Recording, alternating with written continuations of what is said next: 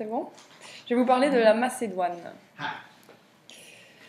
Alors, j'ai décidé de parler de la Macédoine parce qu'on en a parlé en classe récemment. On a eu un discours sur la Macédoine et je me suis dit que c'était un pays qui n'était pas toujours très connu. C'est rare qu'on entende parler de personnes qui nous racontent leurs vacances en Macédoine ou même on rencontre très rarement des Macédoniens. Alors surtout, la Macédoine est très intéressante pour nous puisqu'elle va très probablement rejoindre l'Union européenne, bientôt, du moins on l'espère. Et c'est justement ce dont je vais parler aujourd'hui, les raisons pour lesquelles la Macédoine n'a pas encore rejoint l'Union européenne. Il faut savoir que la Macédoine a obtenu le statut de candidat officiel à l'adhésion en 2005, il y a donc déjà un petit bout de temps, et donc elle fait partie des 5 pays qui ont ce statut, avec la Turquie, le Monténégro, l'Islande et la Serbie. Alors pourtant, depuis 2005, les négociations d'adhésion n'ont pas encore démarré. Pourquoi? Ce n'est pas pour des raisons qui concernent les critères de Copenhague. Par exemple, le critère politique de Copenhague, des critères d'adhésion, est déjà rempli. C'est simplement à cause du nom de la République de Macédoine. Alors je vais vous expliquer ce conflit, un conflit dont j'ai entendu parler pour la première fois lorsque j'avais l'honneur de faire de la cabine muette à l'OTAN. Et en effet, il faut savoir que la République de Macédoine ne fait pas partie de l'OTAN parce qu'en 2008, la Grèce a déposé son veto à l'adhésion de la Macédoine. Pourquoi? Eh bien parce qu'il y a un conflit autour du nom de la République de Macédoine.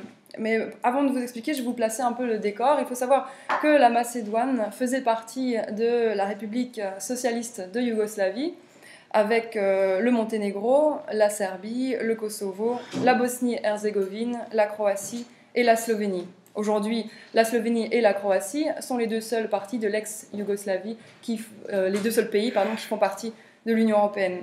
Alors en 1991, la Macédoine a déclaré son indépendance de l'ex-Yougoslavie et comme tout pays qui déclare son indépendance, elle a choisi tout naturellement de s'appeler la République de Macédoine. Et ça peut sembler logique, mais ce n'est pas le cas puisque ça a posé un gros problème aux Grecs. Pourquoi? Parce que la Macédoine, ce n'est pas seulement un pays, c'est aussi une région qui porte son nom du royaume antique de Macédoine, qui couvrait à l'époque la Grèce, la Bulgarie et la République de Macédoine. Alors, c'est surtout la région qui couvre la Grèce et qu'on appelle aujourd'hui la Macédoine grecque qui pose problème. En effet, les Grecs ont eu peur lorsque la République de Macédoine a déclaré son indépendance, qu'elle veuille un jour s'accaparer la Macédoine grecque qui appartient donc à la Grèce. Et aussi, les Grecs ont le sentiment que les Macédoniens essayent de s'accaparer leur propre culture. Par exemple, la Macédoine avait adopté sur son drapeau officiel le soleil de Vergina. Et le soleil de Vergina, c'est le symbole de Philippe II de Macédoine, le père d'Alexandre le Grand, qui est pour les Grecs très important dans leur histoire. Il y a donc eu un gros conflit à l'époque et en 1994, la Grèce a imposé un blocus en Macédoine et pour régler ce conflit, il y a eu les accords de New York en 1995, lors desquels la Macédoine a accepté de changer son drapeau et le blocus a été levé. Toutefois, depuis, c'est la seule avancée que l'on a constatée dans ce conflit. Un conflit qui est donc vieux de 22 ans. Et c'est dommage puisque, à l'heure actuelle, c'est presque le seul obstacle à l'adhésion de la Macédoine à l'Union européenne et à l'OTAN. Alors il y a eu toutefois un accord avec l'ONU, puisqu'en 1993, la République de Macédoine est devenue membre de l'ONU, mais sous un autre nom, sous le nom d'ancienne République yougoslave de Macédoine, que l'on abrège par l'acronyme ARIM ou FYROM en anglais, ou ERIM notamment à l'OTAN.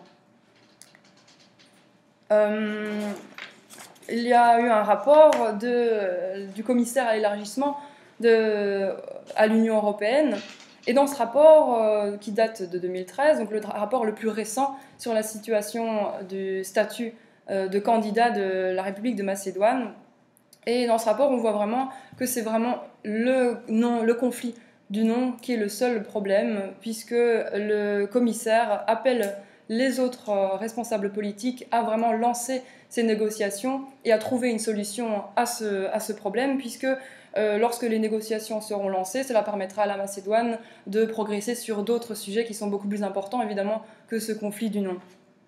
Bon, bien sûr, la Macédoine a d'autres difficultés, puisqu'elle se situe dans les Balkans et elle a des voisins qui ne sont pas toujours faciles et avec lesquels elle n'a pas toujours de très bonnes relations.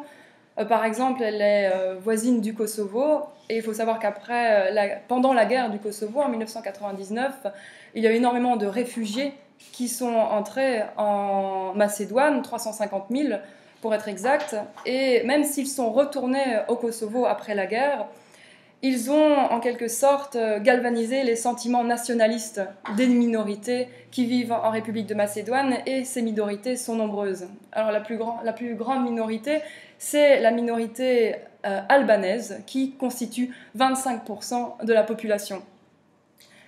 À savoir qu'il y a eu une insurrection, un conflit en 2001 entre la minorité albanaise et les Macédoniens, et je devrais même plutôt parler de début de guerre civile.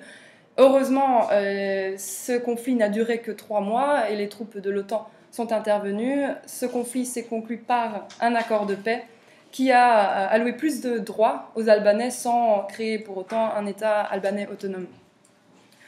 Alors, évidemment, il y a encore toujours des tensions entre les minorités albanaises et les Macédoniens, puisque il faut savoir que les Albanais sont musulmans, alors que les Macédoniens sont orthodoxes.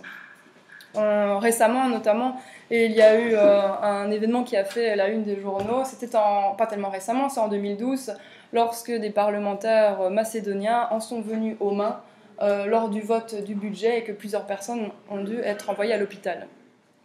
Bon, à part ce conflit, il y a également quelques tensions avec un autre pays voisin, c'est la Bulgarie.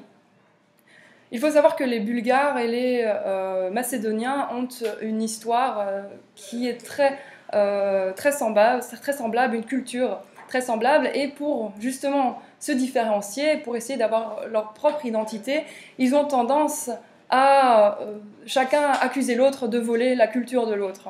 Par exemple, les Macédoniens disent souvent qu'ils sont Macédoniens parce qu'ils ne sont pas Bulgares. Et récemment, un projet du gouvernement d'installer une statue du tsar Samuel, qui est un tsar qui est très important pour les Bulgares, n'a fait qu'aggraver ces tensions. Alors tous ces problèmes sont déjà assez compliqués à gérer pour la République de Macédoine, et je trouve donc dommage qu'elle ait en plus ce problème du conflit du nom avec la Grèce qui l'empêche de rejoindre l'Union européenne. Et encore plus dommage que 125 pays déjà dans le monde ont reconnu et accepté le nom de République de Macédoine. Ce sont donc seulement ces organisations comme l'Union européenne et l'OTAN qui n'acceptent que le terme d'ancienne République yougoslave de Macédoine. Donc j'espère que une solution va être trouvée à ce conflit, parce qu'il ne profite à personne et il renvoie une triste image de ces deux pays. Merci.